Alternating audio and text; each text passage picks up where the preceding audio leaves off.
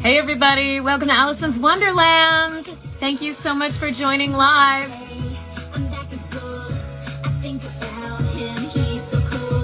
Yes.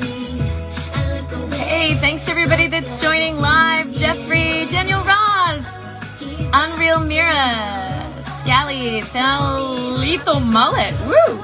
Christina, the one and only. Faye, Sweet Venom, Gordon. Hey, Chris Brown, thanks for joining live. Thanks from Luigi, Susan Baked Bean, Dana Parker, Moonlight, Nika. You guys, thanks so much for joining live. It's always so much more energy. I'm really excited because today on the show we have Cristina Vee, voice actress, singer, content producer, amazing, incredibly talented woman. Cristina is the recipient of several Behind the Voice Actor awards, including the Anime Dub Movie Special for Voice Acting Award for Best Vocal Ensemble. She's incredibly talented. Right now we are listening to the Miraculous Ladybug theme song, and she plays Marinette, aka Ladybug. We're going to dive into her career today, and thank you guys so much for joining. I'm going to welcome Cristina to the show. Hey! Now I have to back off so I don't get super zoom. Hey! Hi! Let me slap on a filter. Filter me. Something outrageous? Let me see. I know, I was like, some of them are just really strange. Like, this doesn't look like me at all. This is completely Hey, Cristina. Hey, girl, hey. Hello. Little sparkles never hurt anybody. Let's see. Why isn't this? Oh my God, what is this? Oh my God, you look amazing. Okay, I'll just do this one. No. Hi. Hi, so you are like a living cartoon character. Oh my gosh, I look horrifying. Or it's straight out of a horror movie. How are you? Happy Wednesday. Happy Wednesday. I know some of these are just over the top. Oh wow, it looks like we're watching a VHS recording of you from like the 90s. Oh yeah, that's so strange that it doesn't have like the one I usually do. We'll just. Hi. Hi. I'm good. Welcome to Alicyn's Wonderland. It's so good to see you. You too. You know, I was on a Women in Animation panel I was watching that you were on a couple months ago. Actually, it's probably like a year ago now. I have to think with my pandemic timeline. And I was just so enamored with you and your career, and I just am so glad that we got to have you on and get to chat with you about everything. You got a lot going on, and it's awesome. Thanks so much. Yeah, it's so crazy how pandemic time, it's not fair. I'm always like, oh, it's been, like 2-3 months. And like, oh no, it's been like 2 years. Yeah, I know. I remember like early days, I was like, oh, it's kind of nice. Like, it's like kind of like a little vacation. We'll all just stay indoors for a few weeks. And yeah. It just hasn't. Yeah. So it's funny. I was just, just kind of going back and seeing kind of where you got your start.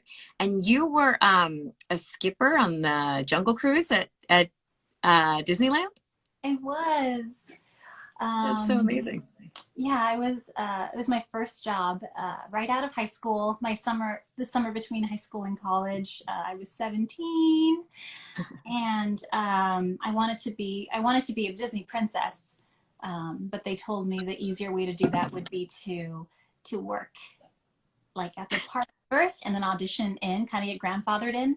So I did the Jungle Cruise, and yeah, it was perfect for me because I wanted to be a voiceover actor, and that gave me a lot of practice and experience, and it's just really good memories. It was a Did you see the new movie, the Jungle Cruise movie?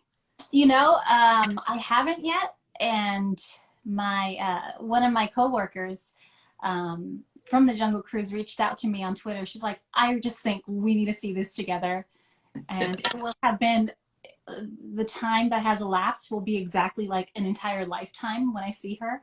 So I can't wait. That's amazing. Yeah, Jungle Cruise reunion is in order. So you grew up Orange County, is that right? I think kind of like the cusp of LA County and Orange County. Yeah. So at what age did you know you wanted to be a performer? Um, it's so weird because like I feel like in a past life I must have been a voice actor, but I don't think voiceover is pretty new, so it's probably not that because when I was like 7 and 8, I would memorize Disney movies and then Hmm. put them on mute, and then I would do the entire. Uh, I have like The Lion King memorized still to this day. But when I was 12, the internet started becoming a thing, and that's when I realized like, oh my God, this is actually a job. Yeah. I want to do. I want to be a voice actor, specifically in Sailor Moon. Hey, um, dreams do come true. yeah, so that was pretty crazy manifestation because it literally happened, and it was impossible at the time, and it happened years later.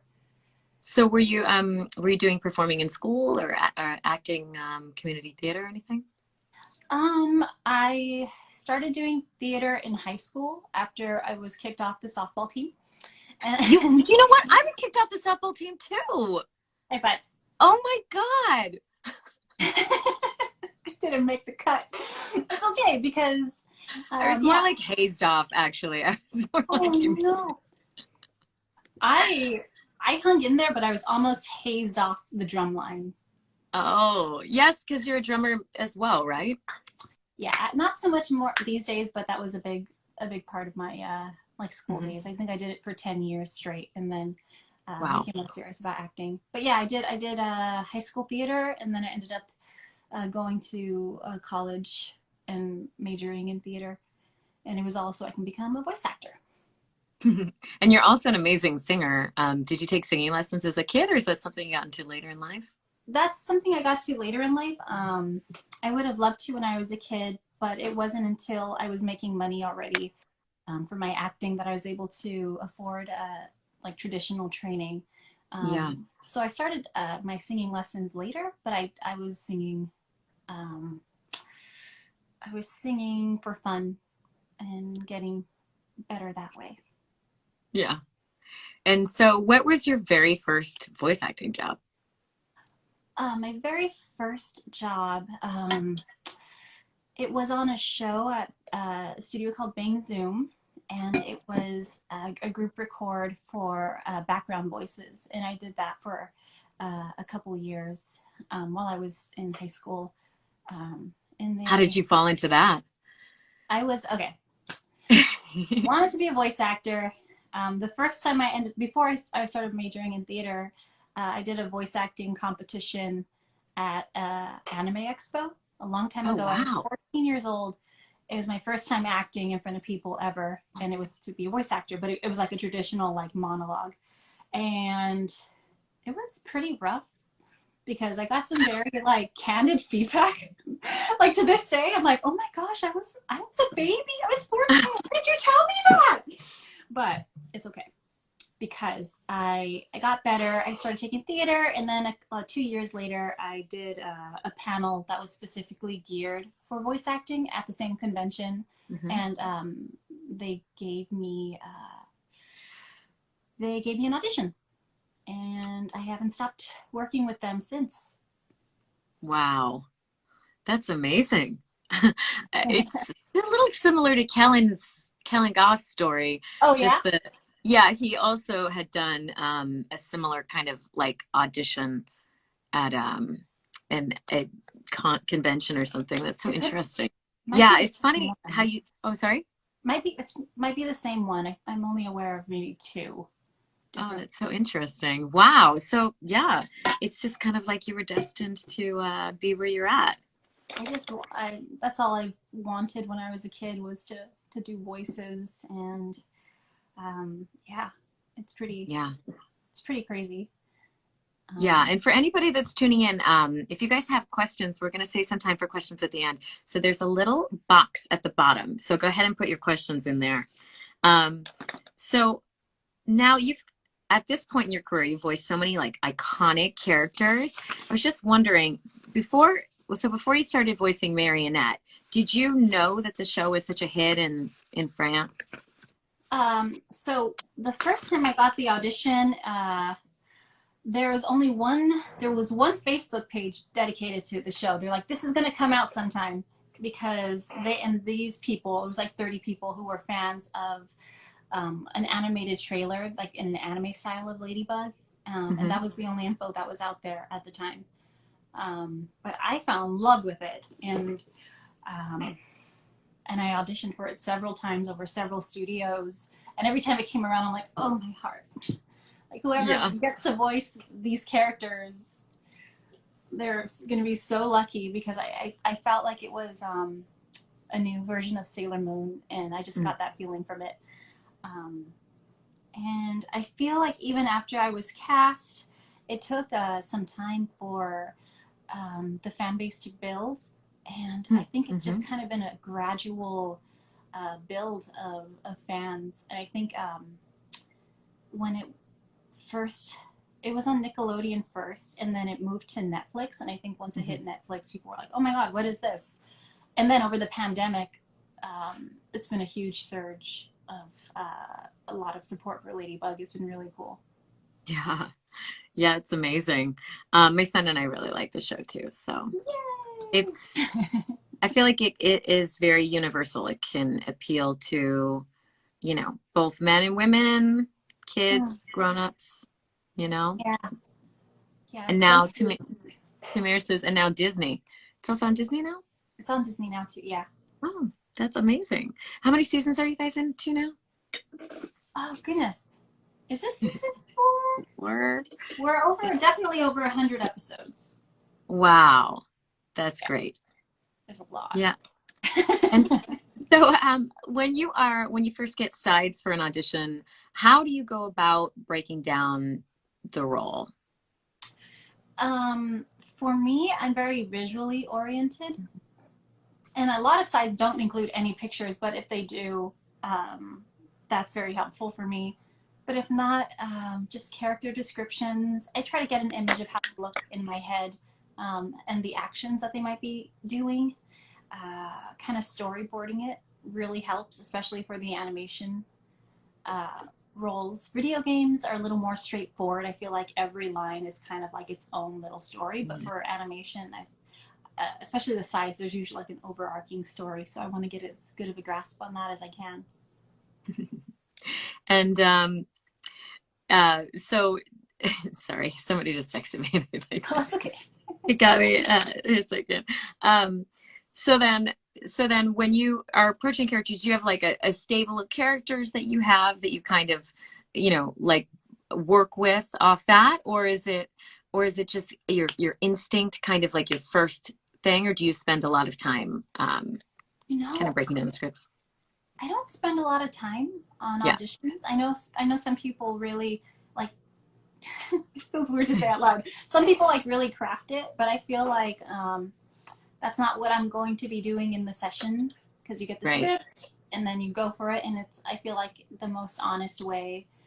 Well, that's not true. Let me take that back. Walking that back. I feel for me, the most honest way is like, this is how I would perform it if I were in the room. And I feel like having done it for so long, I trust my instincts. And I'm just like, this is what I can bring to the table. If it's a fit for your character, awesome. If not, that's okay too. That's kind of my philosophy for auditions. There's also like, sometimes if you keep working and overworking it, it ends up feeling overworked. Yeah, sure. Mm-hmm.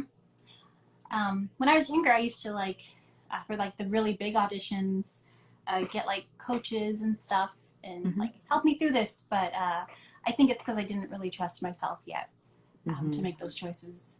But yeah, it's all part of the learning process. And do you record most of your stuff at home? I think I'm like primarily working from home. With a couple of exceptions. But they'll usually be like the ones that are through SAG, and for some reason they need to have it like super top secret. But yeah, everything from home. How has the pandemic affected that? Do you feel like, I just feel like I'm like, I need people. I really miss it. Yeah. I'm really missing people. I'm really glad I get to work, of course. Um, but we're in these little boxes now, and not like Hmm. studios with people, and it's pretty challenging. Some days I feel like I'm kind of just glued to this room right here because I have session, and then I have like maybe 30-40 minutes, jump into the next session, and it's all in a little 4x7 cube. I And also feel you. conventions are gone. Yeah, there's not a lot happening, and now with the new surge. I was really hopeful that this summer would be traveling again and going back to conventions, but so far no. So far, it's safer to stay home. And do you perform your singing out live? Um, I don't do too much live singing. I feel like I'm a recording artist through and through. Mm-hmm. Uh, uh, I'm not sure why that is. Why I never really had that itch to like go out and perform concerts or anything like that. But it works for me and for my personality, I think. Yeah. To just really get in the zone here with my work, and it's different than performing live, and it just kind of works for me. Mm-hmm. You know what? This weave is like hurting my brain, so I'm gonna like do a Sailor Moon transformation and just take it off. I'm over it. You gotta do like a swipe, like. Right? I need one in real time. Okay. That's amazing. It's stuck. My hair. The hair is going away, guys. Ow. And for anyone that is listening to the replay on the podcast, that's audio only, let's just say that Christina's long, luxurious locks are about to become slightly less long. They were a lie, and it's like it's physically stuck. So maybe not. Maybe I'm just gonna have like an awkward. Okay, this is fine. It's fine. This brand should pay me. Yes, I know. There we go. Wow. Ooh. Jeez. But look, I like that stuck. too. Guys. Transformation 1, transformation 2. There we go. Okay, that's better. Okay. Aw. That's better. Thank you. I actually love that top, the side tangent. Is it a dress? Oh my God, I love it. Dress. Oh my I'm God. still wearing yoga pants. Yeah. It's all about comfort these days. Oh yeah. I think this is the first time I've worn makeup in like a month. I'm like once a week, just basically for this. Yeah, same. So yeah, I'm really interested. So now, how long ago did you start your YouTube channel? I started my YouTube channel like right when YouTube started. Wow. Yeah. Yeah, I think it was that same summer, like right out of high school. That's when it kind of became a thing. Uh-huh. And that was a saga all on its own. That was just for singing. Uh-huh. Uh-huh. And that kind of blew up at the time. I was a pretty big deal before, like you can make money off of it, of course. But I was doing like English translations of popular anime songs. And I was maybe one of 3 people total doing that. Yeah. And they kind of blew up. It was really cool to see, and I actually got voiceover jobs because people from Japanese companies, anime companies, specifically this show called Bandai Entertainment. The president at the time liked my YouTube videos, so he came to me one day. He asked the studio to ask me, and this never happens. Like, we have this big show coming out called K-On! Which character do you want to be? Which main character? And so I got to choose. That hasn't happened since. I don't think that'll ever happen again. Yeah, I didn't have to audition for it. They're like, you want to be Mio? Yes, you can be Mio. And, wow, it really speaks to the power of social media. Yeah, and those were my first big roles. For Mio. And then So how has that, evolved your channel, your YouTube channel since you first started? You know, it was a different time back then. I was doing it, and again, before monetization was a thing, but I had several voice actors, and I was really young. I was just starting out. I was in college. I was a student, and I had several big voice actors who I respected, and I wanted to be one of the cool kids. But they told me like, hey, if you want to do voice acting, you should probably stop doing YouTube because people think it's unprofessional. I know, right? It's The so irony. crazy to think of now, like, um, but what was I to do? Like they had the power to cast, and they're basically saying like, if you want to be seen as a pro, you need to stop. And I took them at their word. And it wasn't until years later when I got back into it again. This time, stronger than ever. I learned how to monetize videos, monetize my music, get music created from the ground up, so that I don't own it, but I have the license to perform it. And I've been slowly working on building that up. But yeah, that's one of the things where if I can go back in time and tell young Cristina, like, you knew you, girl, it's gonna be okay. You knew it. Yeah. And do you write original songs as well? I do, but for video games specifically, when they hire me to do it. I don't have original works coming out anytime soon. I just That's like some of the songs that you have on your Spotify. yeah. But yeah, the only time I'll write original music is when I'm doing it for a company who asks me to do that. Yeah. Do you have any other licensed songs that are coming out soon? Yes, I do. I took a little break for a couple months, but I'm getting back into it. There'll be more out soon. Ah, well, keep us posted. I definitely want to share that when they're out. Oh, thank you. Okay, yeah, for sure. Yeah. Yeah, your voice is just so magical. I love it. Thank you. Um, so now let's see. Where do you find yourself getting inspiration from these days? I know it's like we're in a time where we're creating so much content for social, and then you have your career and you have your music. Where do you get your inspiration from? My inspiration.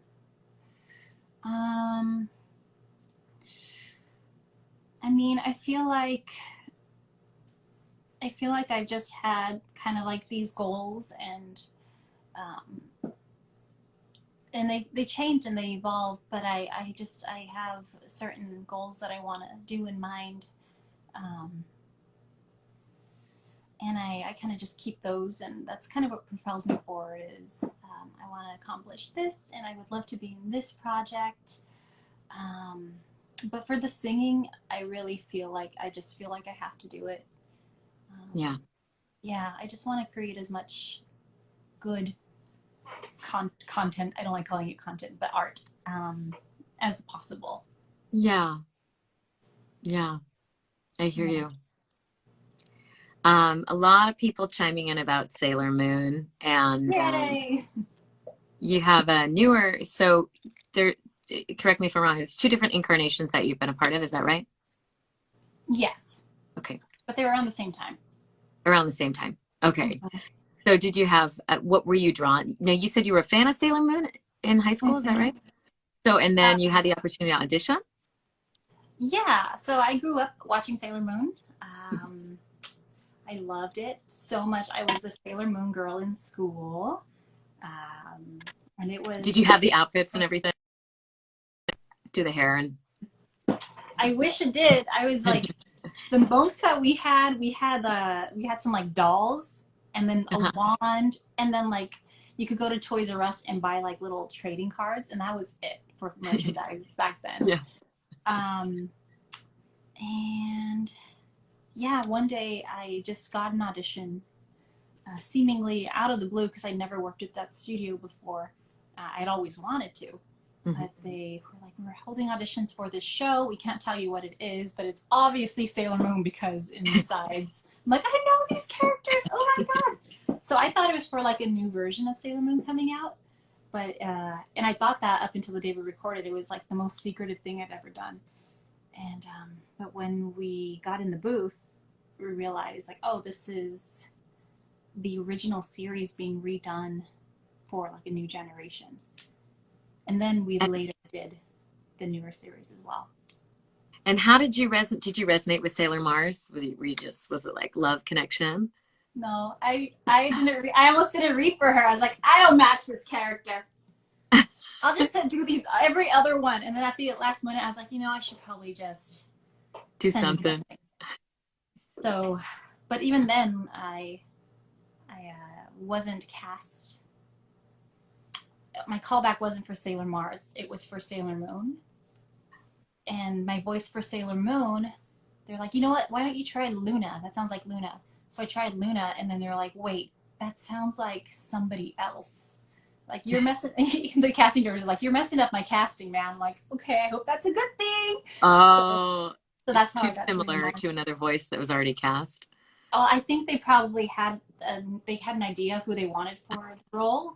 And then I came in and read, and they're like, actually, we think she should probably do this instead. Yeah.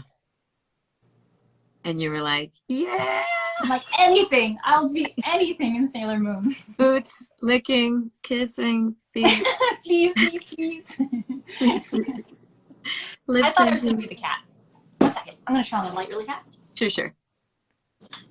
This is where I tell you guys that we do this show weekly, and I hope that you will join us. We have next week is Ellen Sue, who is the artistic recruiter for Titmouse Studios, and she's going to talk all about what coming at animation from the side of an animator and what they look for at Titmouse. And then the week after that, we have Brissy Voices coming on, so we're going to talk more voiceover. So. Hi, she's back. I'm back. Is that better? I think it's this filter that's making everything a little lighter. Yeah. So what do you have a favorite character? I ask everybody this, and it's like choosing your favorite child, but do you have a favorite? Marinette. Yeah. For sure. Yeah. Because I feel like it's opened up so, I mean, not just voiceover wise, but I get to connect with so many people because of this character. I feel like people, it has an audience, and I think like by being Marinette, I think more people have listened to my singing, which is important. Of course, that's not the reason why I love being her, but it's just opened up so many doors, and it's been so much fun to see something from the ground up. Whereas anime, you know, they have like their voices already, and people have probably already seen it, but with Ladybug, everything was kind of done at the same time. So it's been a really cool experience to see that. Yeah. Yeah, the fandom is amazing for that show. And how was it singing for the show? Oh, it was a dream come true. I was playing that song. I was so happy when they asked us to do that, the Christmas episode. I hope that we get to do more. That was so much fun. Did you sing in your audition, or they just kind of threw it at you after you were already cast? Yeah, there was no audition for the singing. Yeah. They're like, yeah, you're like, just check out my YouTube channel. Like, we'll make it work. I know. So a lot of people are always asking, you know, I know everybody's story is different, but do you have any advice for people that are looking to break into voice acting? Yeah. Don't do YouTube.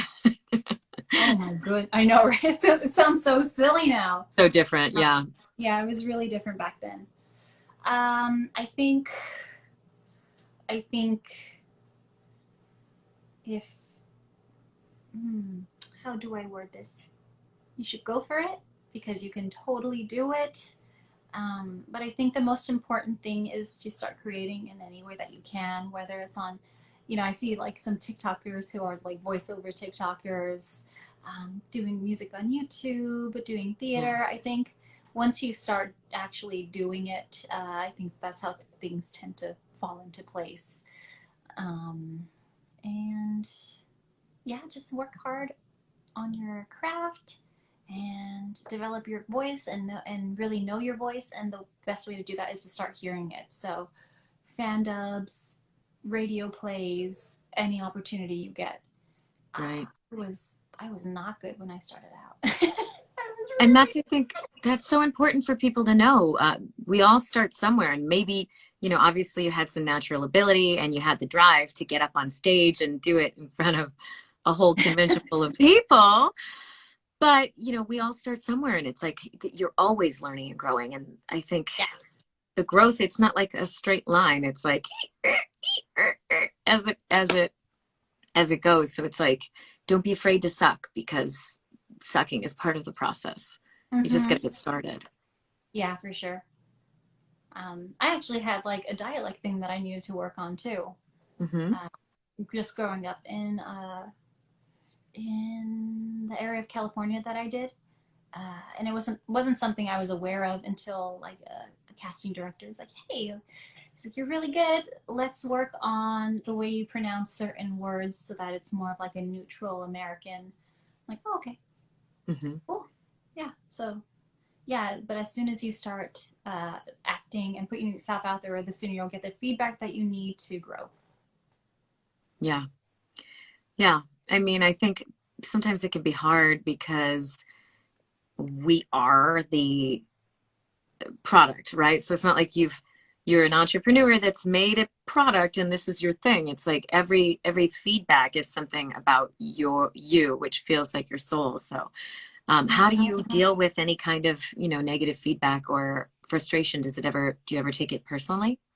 I think I used to when I was starting out, for sure. I I think it's pretty natural. Like I wanted everybody to like me, and I wanted to be really good. Um, and I think that just doing it over time, um, that for me that was just kind of the bomb was, you keep doing it and you fail some and you win some and it's all okay. Everything is it's okay no matter what happens is basically the way I feel. Obviously I want to eat, but that's been kind of my attitude, and just kind of having trust in the process and that everything's going to be fine. Mm, yeah. Power Rangers. A lot of people Yes. chiming in that they love Power Rangers and your Oh, character. cool. Do you want to talk a little bit about what it was like working on that show?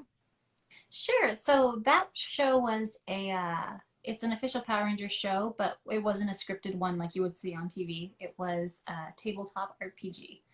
And it was a lot of fun getting to create a character. They let me be the first female Black Ranger in its canon and been in comic books and games.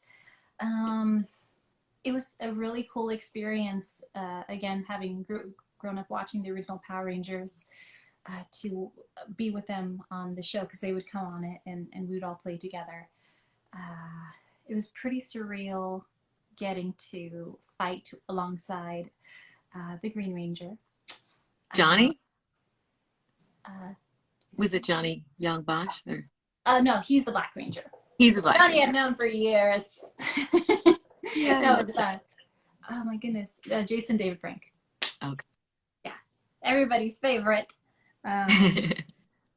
Yeah, so it was some pretty surreal and cool moments, and we're always hopeful that they will bring us back to do some more.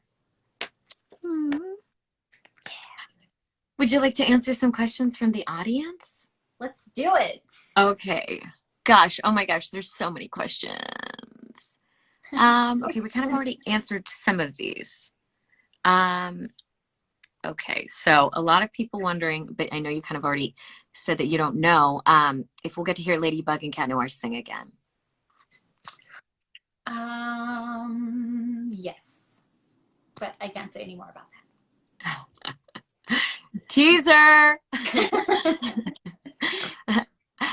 What is something you and Marinette have in common when you were 14?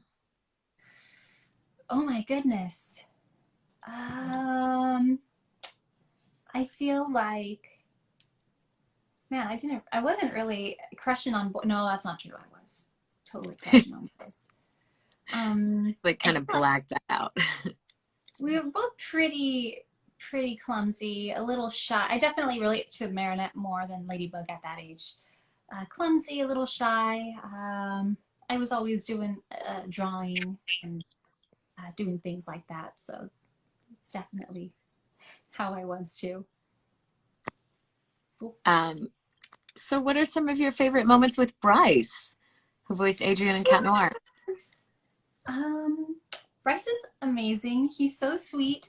We don't actually get to record together, unfortunately. Ah, yeah. But Does he live in Texas? he lives in LA. LA, But, okay. yeah. So the only time I really see him is at conventions, the rare occasions when we're brought on together. But I've known him for a long time. He's one of the nicest guys in the business. There's a fly buzzing around. That's so weird. I had this moment where I thought it was in my room. Is it in my room? Am I tripping? Is it in your room? Is it in both our rooms? There's definitely one in here. Maybe there's one in there too. I don't know. Maybe it was just like an optical illusion. I was like, ah. It was just like flying really good. It travels in between live streams. Okay, we kind of already answered some questions. What is something that you wish that people understood about Marinette? Oh, understood? I feel like a lot of times people expect the protagonist to be kind of like perfect, shining beacon of, unflawed. But I think one of my favorite parts about the show is that she does make mistakes. But I hope that people are more like realize like, oh, this is kind of part of her character arc where she has to fail in these ways because she's human too. And I think that's one of the best parts of the show is the characters have many layers to them and they're not just one character trait. They're Yeah. Yeah. I wanted to ask you a question too. What was it like working on DuckTales? That was the show that I loved growing up, and it's always a dream to be like voicing like one of your favorite shows. What was it like? It was so okay. Here's the number one rule of booking a big part: have a vacation plan during the recording dates. I was like, I'm in Hawaii. What do I do? So I was freaking out. Yeah. I was so excited because I remember that audition, and that voice in particular was one that I would mimic growing up, and even like when I was an adult, like the Huey, Dewey, and Louie voice. Can you do it for us?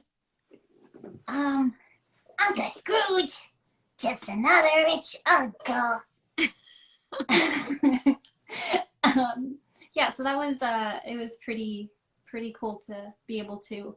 It just felt like an honor, and I don't think I let myself fully like process everything until after it was out because got to see. Well, we weren't recording together, but David Tennant was one of my favorite actors. But not only that, I wanted to do a good job to protect.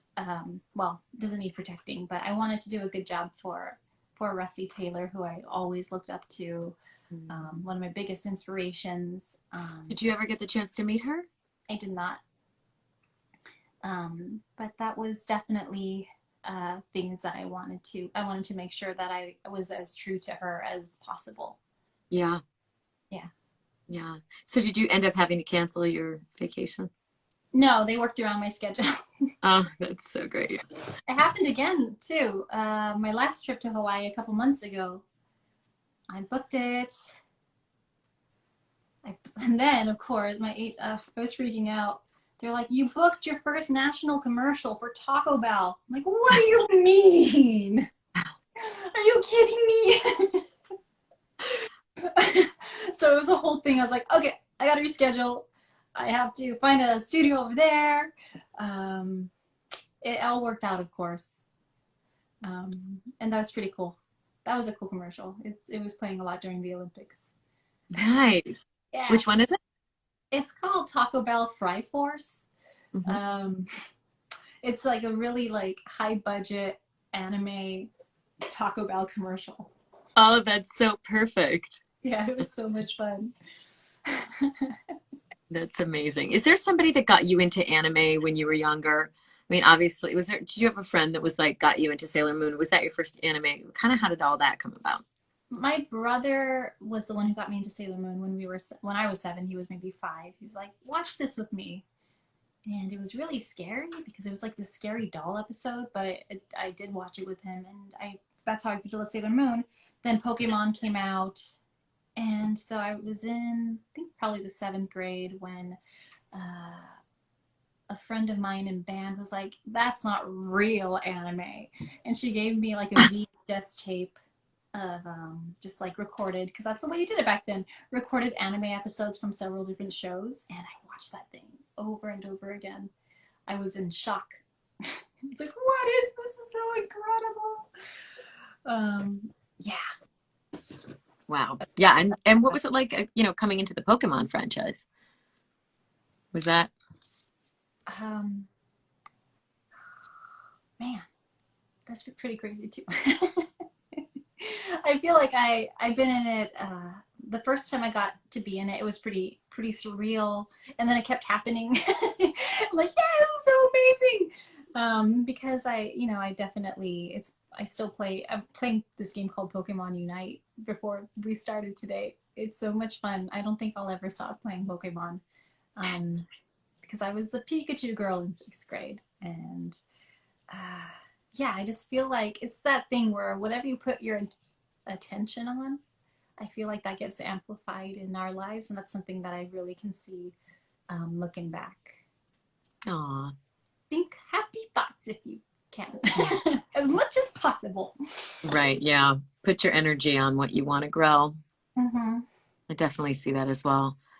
And over the years, you can kind of see the growth for the people that do focus their energy on where they're going versus the people that are sometimes looking in the rearview mirror or really, sorry about that, focused on sort of the lack, because it always just depends, a matter of perspective.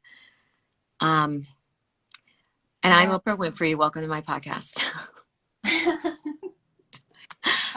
But I think that's something that I feel like it's talked about more easier now, and I think Gen Z is going to have an easier time of it. But when I was growing up, like in high school, even early college, there wasn't a really great like support for like mental health issues, and I feel like it's so important to focus on that if you are struggling. I think like without your health, what is everything for, Yeah. Nothing's more important than that.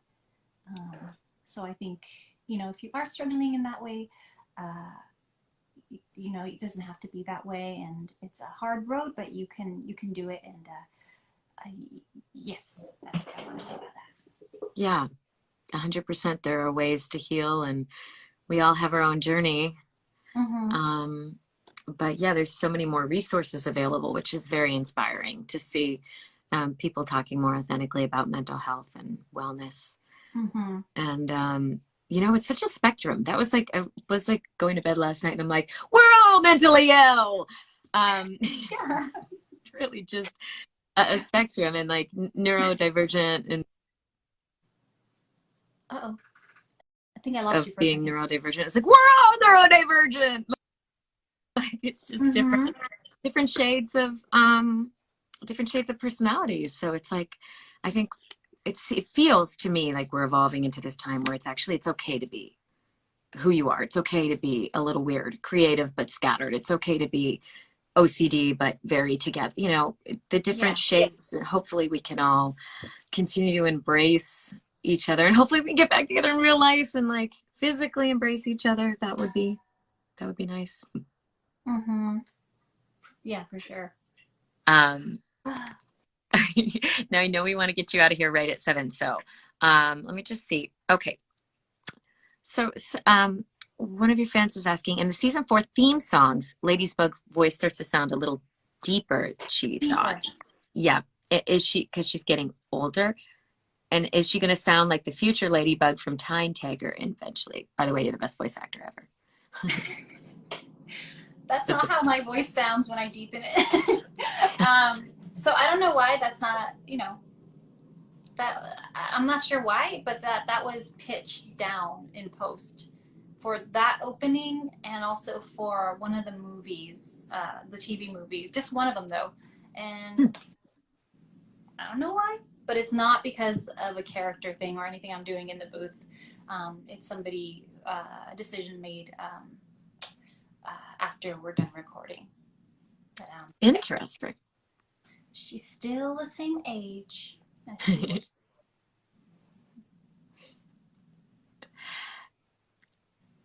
A lot of questions about Bryce. We did already talk about Bryce. We did already talk about tips for getting into voice acting. And we talked about Marinette and Marinette. Okay, so someone is asking what it was like to work in Seven Deadly Sins with other Miraculous Ladybug voices. I think Seven Deadly Sins might have come first. I don't remember the timeline, but I love it. It was a fun show. I'm still working on it, actually. I get to play a pig. And that was the start of my creature VO career because I didn't realize I could make these creature sounds. And now it's become like a big part of it where I know how to squeal and scream in ways that don't hurt my voice. And it's all thanks to that little pig for showing me. Aww. Oh, pig. Have you ever had any issues with your throat or with your voice or vocal cords from doing characters? So very rarely, and it will be because of creature stuff. When I was really like a teenager, when I was still doing voices on the internet, I was doing a fan dub, and I actually made my throat bleed. Oh my gosh. Yeah. And that was scary. I'm like, maybe I should learn how to protect my voice. And the inside, like you could taste blood? It was horrifying. Like, that's it. My career is over. It hasn't even started. I ruined it. And, that was the only time it happened until maybe it's like 7 months ago. I was doing a creature voice, and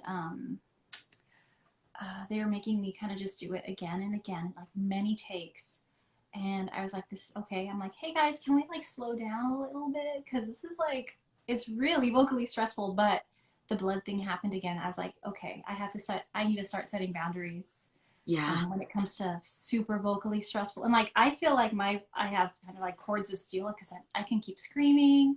I've done like video game sessions where I'll be screaming for up to 4 hours and I'm fine. But this one, like, and I felt it too. Like, this is like vocal pain is like a very special kind of pain because it also makes like your heart race and you're sweating. So that's my wow vocal health. Yeah.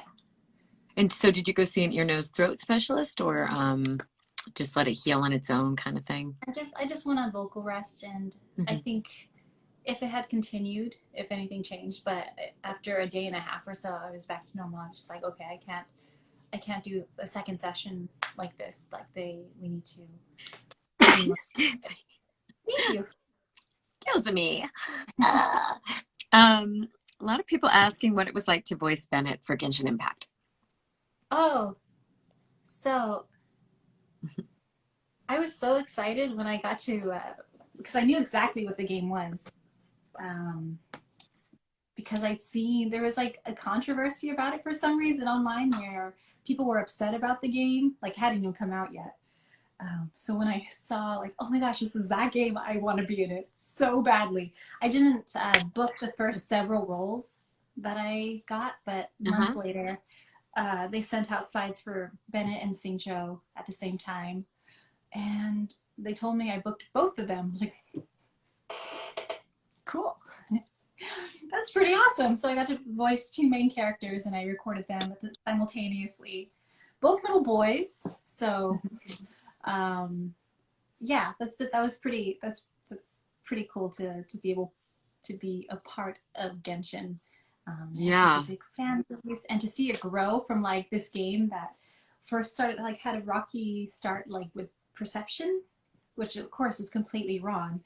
And watching it grow to this huge thing now, it's pretty insane. And are you a gamer? I wouldn't call myself a gamer, but I do play a select few games religiously. Nobody can beat me at Mario Kart. Makes people very upset. True? Yes.